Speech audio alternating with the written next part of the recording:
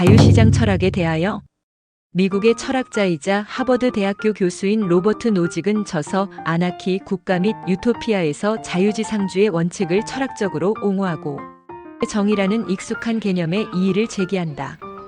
그는 개인의 권리가 워낙 강력하고 광범위해서 국가가 할 일이 조금이라도 있다면 그게 어떤 일인지 의문이다 라는 주장으로 논지를 편다.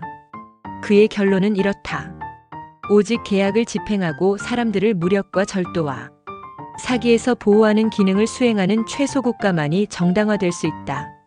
거기서 더 나아가면 어떤 일도 강요받지 말아야 하는 개인의 권리를 침해하게 되고 그런 국가는 정당화될 수 없다. 누구도 강요받지 말아야 하는 분명한 행위 하나는 다른 사람을 돕는 일이다. 부자에게 세금을 부과해 가난한 사람을 돕는다면 부자가 강요받는 꼴이다. 이는 그들의 소유물을 그들 마음대로 쓸 권리를 침해한다. 노직은 경제 불평등에는 아무런 문제가 없다.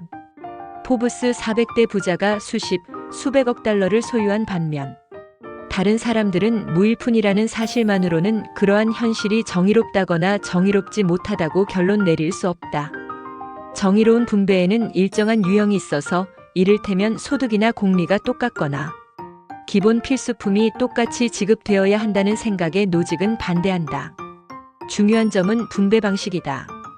노직은 유형화된 정의론을 거부하고 자유시장에서 사람들의 선택을 존중하는 이론을 옹호한다.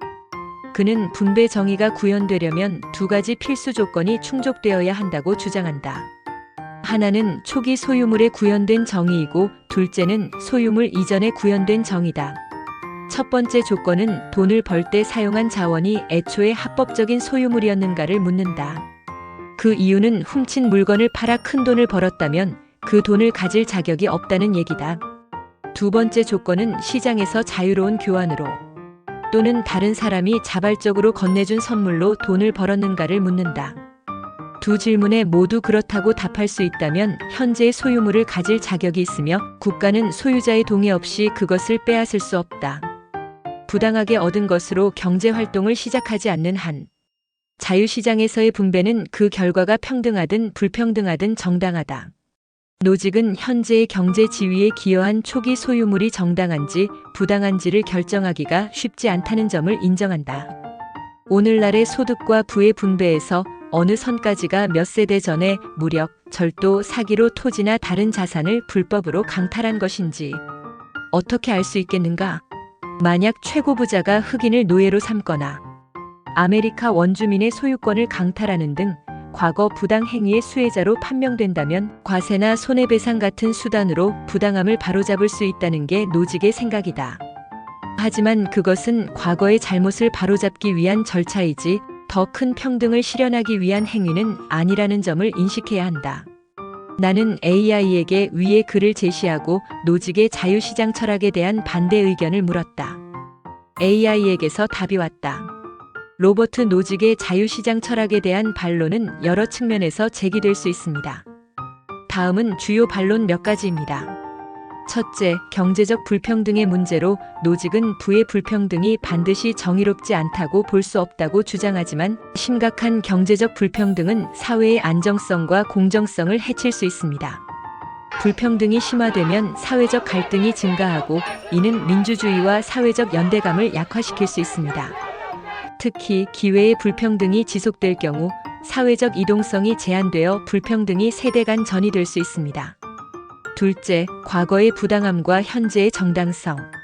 노직이 주장하는 초기 소유물의 정당성 문제는 복잡하고 해결하기 어렵습니다.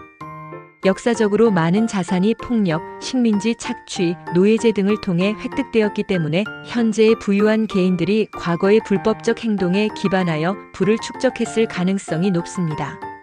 이러한 경우 단순히 법적 소유권만을 정당화할 수는 없으며 사회적 정의를 위해 과거의 잘못을 고려해야 한다는 주장이 제기될 수 있습니다. 셋째, 자유시장 메커니즘의 한계로 노직은 자유시장이 자발적인 교환과 선택을 통해 정의를 구현할 것이라고 믿지만 실제로는 시장의 실패가 발생할 수 있습니다. 정보의 비대칭, 독점, 외부성 등은 시장이 효율적으로 작동하지 못하게 하고 이는 공정한 분배를 방해할 수 있습니다. 이러한 경우 정부의 개입이 필요할 수 있습니다. 넷째, 사회적 책임과 연대로 노직의 철학은 개인의 권리를 강조하지만 개인이 속한 사회와 공동체에 대한 책임을 간과하는 경향이 있습니다.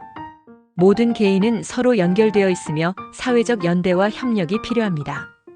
세금과 같은 재원 조달은 사회적 안전망을 구축하고 불평등을 완화하는 데 중요한 역할을 합니다.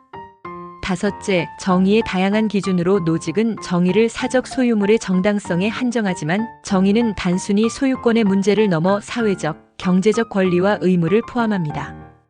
즉, 정의로운 사회는 모든 사람이 기본적인 삶의 조건을 누릴 수 있도록 보장하는 방향으로 나아가야 한다는 주장이 있습니다.